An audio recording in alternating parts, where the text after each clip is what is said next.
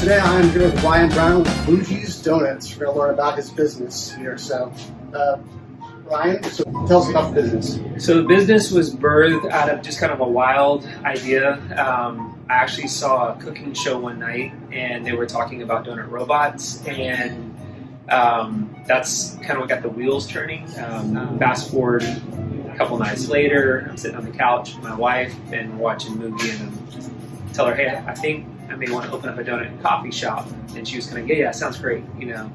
But the idea was, to build a place where we could foster community. And it really didn't matter what the items were that we were utilizing to do that.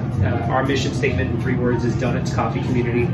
And it's my feeling that the donuts and coffee, while we hold those in super high regard, we want to make the best donuts and the best cup of coffee we can, that ultimately they're just the tools to get us to the community part. I think especially in today's era where things are so polarized and people tend to nitpick and find all the things that they have that are not in common with others, that maybe we can just gather around an amazing donut and a great cup of coffee, and we can let the conversation kind of stem from that. Nice.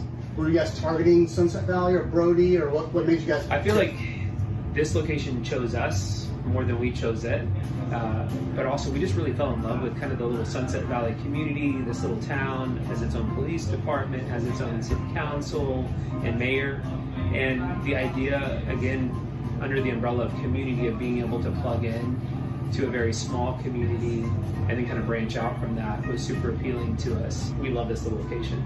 Nice. Is there something about Bougie's that no one else really knows about? Well, I think there's a couple things. One, it's just in the name itself. A lot of people are confused. Is it bogies? Is it boogies? It's bougies, like bourgeois. Yeah. The idea is, we kind of pulled from I forget the century, but the bourgeoisie and the proletariat class. Mm-hmm. And the bourgeoisie were this very uppity, very turn my nose up at everybody else, versus the proletariats, which are the working class. And so we've kind of used the name tongue-in-cheek, shortened it. But this idea is that our donuts are very fancy, our coffee is very fancy, and while we as the hospitality portion of the business don't want to be that to our customers, we joke that our donuts look at all the rest of the donuts in the land and kind of turn their nose up to them as their subpar donuts. I think another fun fact is that, so we adapted all of that, but the name actually came from one of my dogs. I had 2 boxers, one Bougie recently passed away, but I thought it'd be a really cool way to immortalize our first kind of fur child in lights literally above the shop. So we tried to work a dog into the logo, but it looked too much like a pet treat store, and so we ended up nixing the dog, just kept the name. So you were saying that you guys have been open for 4 years. Is there like a plan to expansion, or yes? I mean, I could see y'all in East Austin easily, just put this right over there. I mean, do you guys have any kind of expansion goals or anything? The hope and the dream is to be multi-location. Nice. The big hope and dream is to be global. So, what is it? Shoot for the moon and you hit the stars kind of thing. My goal over the last 4 years has really been creating repeatable processes and building a blueprint so that when we're ready to drop this on another location, we have the whole playbook and we can just put that with the next location. And so, I think the hard part and some of the things that I think about just on a daily basis is that once we do expand to additional locations, how do we maintain that kind of community piece of it? And how do we keep the same vibe and not turn into this like corporate chain?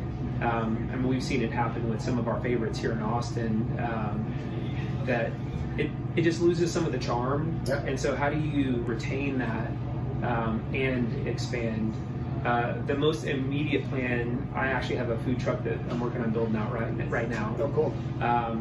Because of the pandemic, we pivoted a lot to try to make things work. And one of the things that we did we have a wholesale business, and I have 2 delivery vans that are part of that wholesale business, and we activated those and started sending those out to communities when it was uncertain if it was safe to come into a restaurant space or be in a confined space or in a building.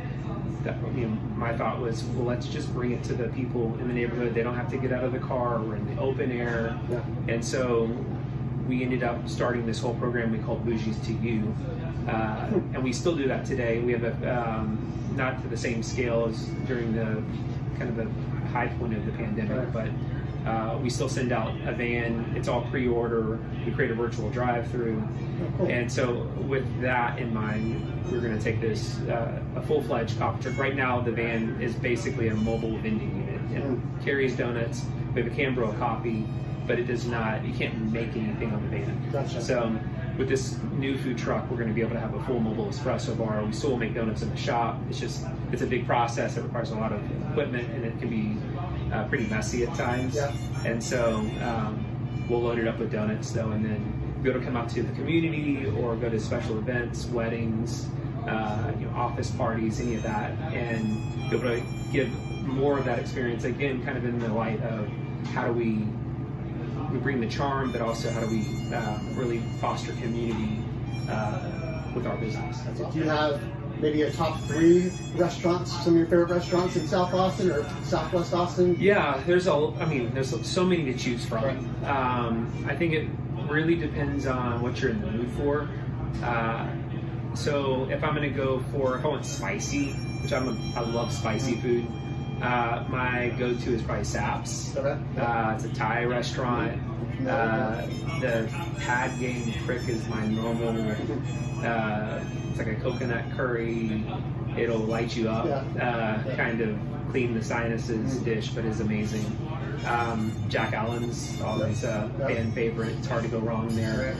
And then for breakfast tacos in this area, Cruz Teca across the street is phenomenal. I mean, I think all their food is good, but they went from a food truck to a brick and mortar. Oh, nice. And we know the guys over there, and I think their food is amazing, and it's a great value, and it's kind of a hidden gem. It's also in a shopping center, so not necessarily a place that you're going to just notice. Right. But it's awesome. They've got great margaritas too, so I mean, a little bit for everybody. Awesome. Check them out. Well, cool. Anything else to add in, Ryan, or yeah? We're excited to be here. We're excited that we feel super blessed that we made it through last year. Right. Yeah. And so we're looking forward to 2021, ready to put 2020 in the rearview mirror, and I'm excited to see kind of where we go here. I'm excited to meet more people. Right. Obviously, we have a huge migration going on right now in the city. 180 something people a day. I know. So it's 180 opportunities to foster new relationships, to become that neighborhood little coffee shop. Don't let the location deceive you. Hopefully people, when they walk through the doors, that they feel like they've stepped into their second kitchen or their living room or their fill in the blank there. But my hope is that people feel just very noticed here, and I'm excited to be here. Awesome.